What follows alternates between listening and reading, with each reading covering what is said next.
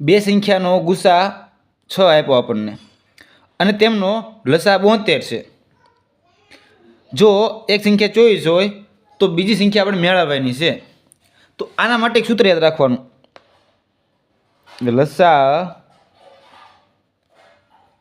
ગુણ્યા ગુસા બરાબર આ પહેલી સંખ્યા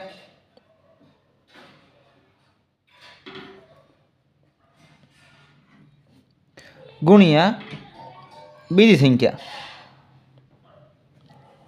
હવે લસા કેટલો આપણને આપ્યો છે? તો લસા આપણને આપ્યો છે 72, તો 72 ના 72 ગુણ્યાના ગુણ્યા ગુસા આપણને કેટલો આપ્યો છે? તો 6 આપ્યો છે બરાબર। પહેલી સંખ્યા આપણને આપી છે, હા પહેલી સંખ્યા આપણને કેટલી આપી? 24, તો અહીં 24 અને બીજી સંખ્યા આપણને આપી છે નહીં। હવે કંઈ નહીં, સાદુરૂપ આપી દેવાનું। આ 24 ગુણાકારમાં છે બરાબરની આ બાજુ આવે તો ભાગાકાર થાય, તો 72 ગુણ્યા 6 ભાગ્યા 24। આ 24 તેરી 72 ને 3 છંગ 18, તો બીજી સંખ્યા કઈ છે? 18 આપણો જવાબ।